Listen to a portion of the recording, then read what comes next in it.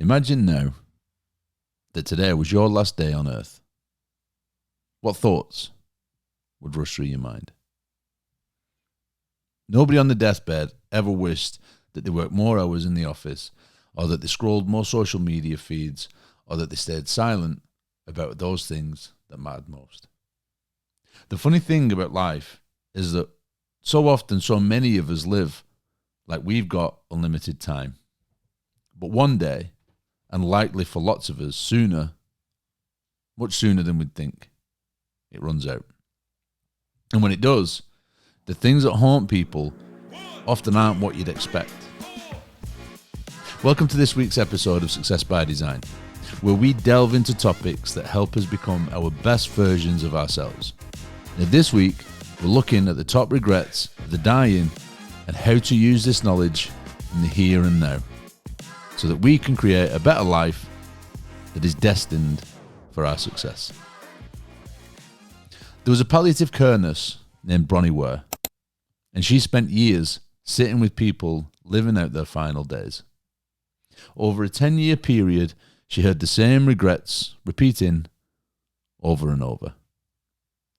Later, she collated these top regrets, and in 2011, she put them in a book, The Top 5 Regrets of the Dying.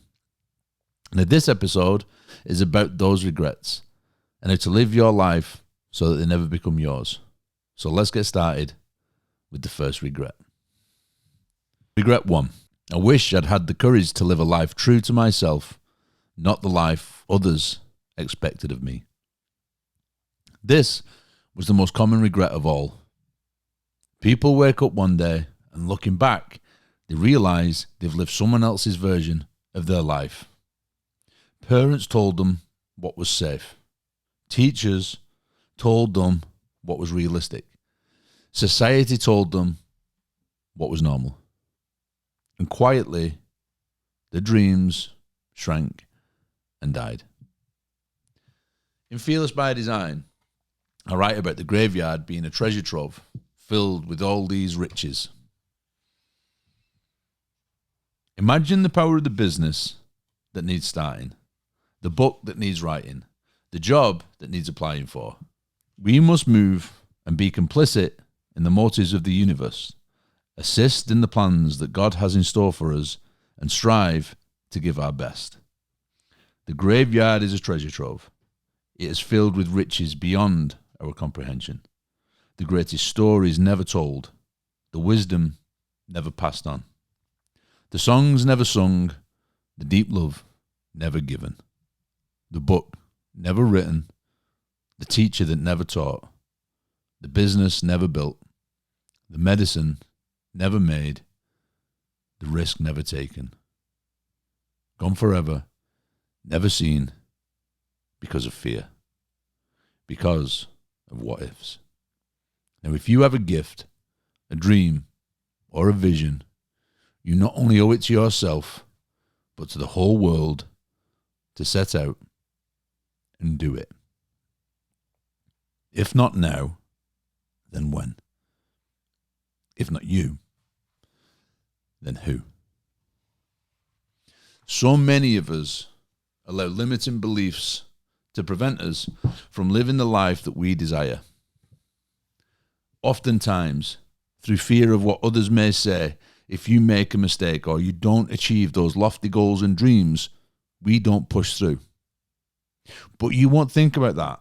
All those fearful people who gossip that shit about you, those crabs in a bucket who are trying to pull you back down to their level, you won't think of any of this when your time comes.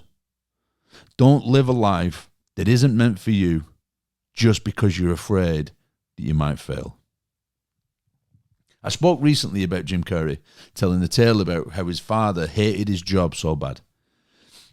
His father was a funny man, a natural comedian. But instead of chasing that gift and trying to live out his dream, he played it safe. He took a steady job as an accountant because that's what people do. They choose security over passion. And here's the bit that really stuck and resonated with me. After years and years of working a job he hated, he got fired anyway. Carey said that it taught him a lesson that he's never forgotten.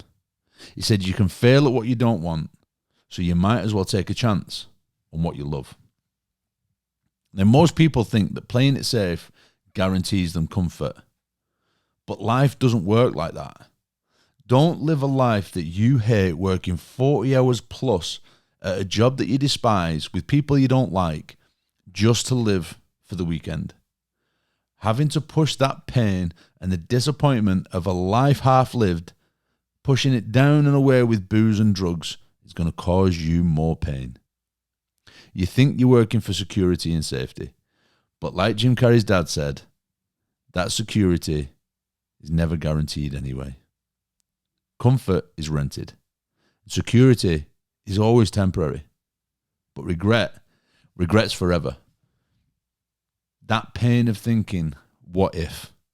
Or imagine if I had just taken a chance, I wonder where I would have ended up. And if that makes you nervous, then good. It should.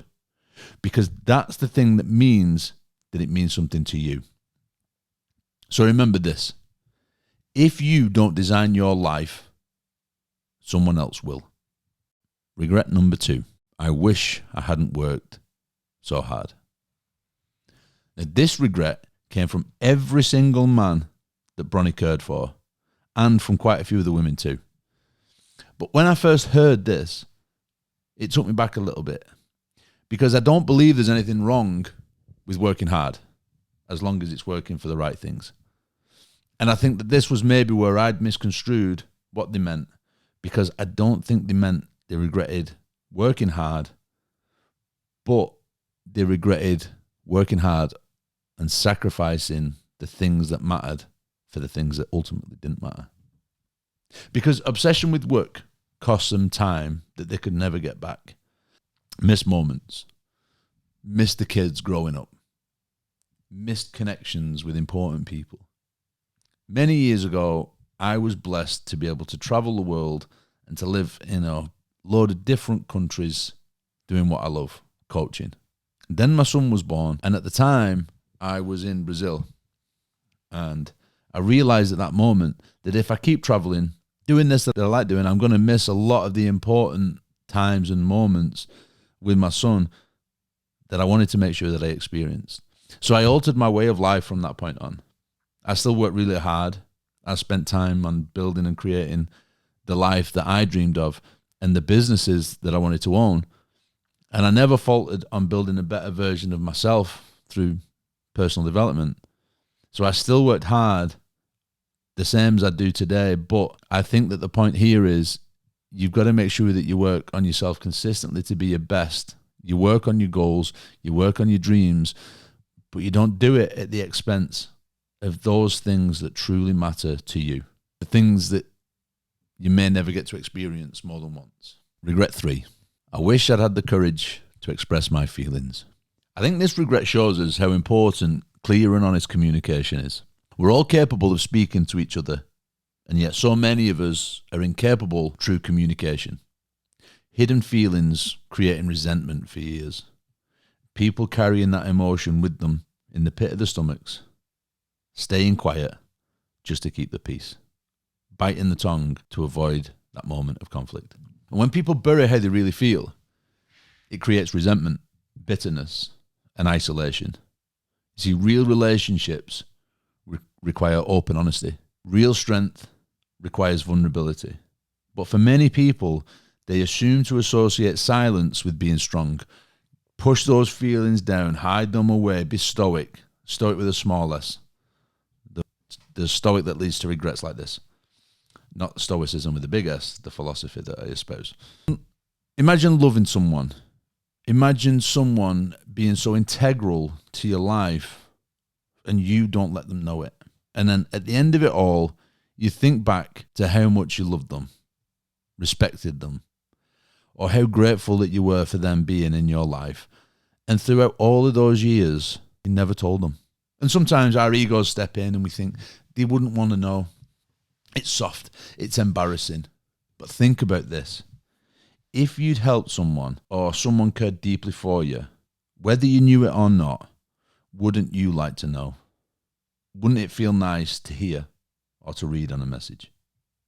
Who doesn't like being told that they're appreciated or loved? Now, if there's someone that you're grateful for, send them that thank you text. It doesn't matter how they receive it, nor even if they respond or how they respond. All that matters is how you send it. You need to let them know that you were grateful for them. I've done this myself to the people that I've hurt, maybe neglected, or even taken for granted in the past. And even to those who I feel that I didn't show at the time how appreciated they were to me. Some of these people have helped mold me into the man that I am today. Some have received it with grace, and some people will just wonder what's wrong with you because they won't have given it a second thought. But when you send that message or that letter or that call, it'll be like a weight lifted off your shoulders. Regret number 4. I wish I had stayed in touch with my friends. When I was a kid, I remember being aghast at seeing how few friends that my dad had and how little he would see of them. He'd go to the pub and he'd see him then, or he'd see him when he was playing football, and that was it. And to me as a young kid, it made no sense to me. I was just going about, hanging about with my friends, thinking that these friends are my friends for life. I think growing up watching films like Goonies and Stand By Me and films like that, you'd think that that's life, and I think we all thought that's what life would be like forever. I think lots of us think like that when we're younger. But then life gets in the way, and then things change. People drift. Life gets busy, and then new temporary connections are made, and then they get broken even easier and quicker. As time becomes this limited commodity, when you become a grown-up, with more commitments needing more and more of your time and attention, it becomes even more difficult to find that time. But it's important you have those people that you care about around you, even if it's just on the end of a phone. See, even one of the smartest men in history, Aristotle, believed that friendship was essential to living a good life. Essential. It reminds me of a story that I heard years ago, and I can't credit it because I don't remember where I read it, but there was a man on his deathbed who hadn't spoken to his childhood friend in over 25 years. There was no falling out. Just slowly over time, they just drifted apart. And on his deathbed, he asked his nurse if she could try to find his old friend.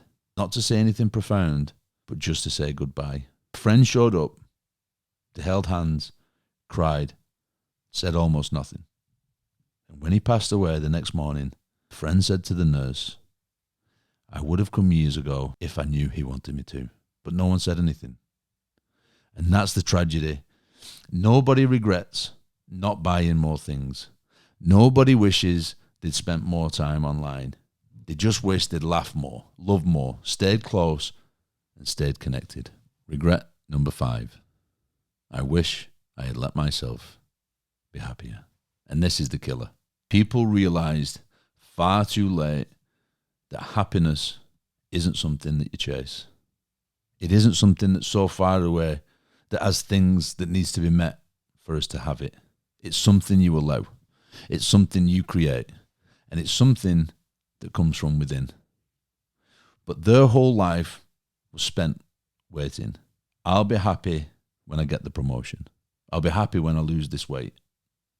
I'll be happy when life is perfect. But sadly, that day never came. Happiness isn't in the future. It's a decision. It's presence. It's gratitude. So many of us think that when we get to a destination, in our careers, in our travels, in our homes, we'll allow ourselves to be happy. But it never comes. It never works out like that. There's only one person who decides if you're happy. You. And you can decide to do that right now. You can choose to be happy right now. Happiness isn't out there. It's in here. And it's in here. And it's what you choose to focus on. Like Marcus Aurelius said, very little is needed to make a happy life. It's all within yourself, in your way of thinking. I mentioned Jim Carrey at the start of this episode, and so it's only right that I should finish with him too whilst we're on our last regret. He said, "I wish that everyone could become rich and famous and get everything that they've ever dreamed of so they can see that it's not the answer. Happiness comes from allowing ourselves to accept how blessed we are with the masses of abundance that we are all blessed with within our lives. Regrets are a strange thing. Now, I aim to live my life with as few as possible, and I don't think it serves us very well to dwell on them either. Oftentimes, I see those people with regrets still choosing to live with them. Many still perform the act or the behavior that they profess to regret. Some people say they regret something, and then they keep doing that same exact thing that they say that they regret. They'll say, I wish I never started smoking, but then they're 50 years old and they're still lighting up. They say, I regret not speaking up, but they keep swallowing the voice every day and staying silent. Now, at some point, it stops being a regret and it starts being a choice. I read Daniel Pink's book, The Power of Regret, a few years ago, and it was filled with stories from people around the world. They were all sharing their biggest regrets. There was one who regretted not learning how to play a musical instrument. I think that's probably a valid regret if you're 90 years old. But this person was 17. That's not a regret. That's just trying to find something to feel sorry for yourself about. If you want to learn to play a musical instrument at 17, go and do a lesson. But therein lies the key to regrets, and in turn, the opportunities that they can present us. Will you use your regrets to become better? That is the purpose that our regrets serve. Not for wallowing in self-pity and playing the victim mindset in some roundabout way of self-flagellation, but it's for providing us a catalyst to change and grow and ultimately to become a better version of ourselves. Ultimately, a way to design our own success. Thank you, as always, for listening or watching this episode of Success by Design. Now, if you enjoy this content, I ask you please let it be known so that I can create more of it and for more of you. Share it with those people who you feel would benefit from my coaching and philosophies and talking, and drop me a comment on anything you'd like me to talk about in future episodes. I appreciate all the interactions massively. And if you want to learn how to get into self-development with me, to buy my books or go on my courses or just get on my email list, head to tomblackledge.com. Until next week, take care, keep on designing your success.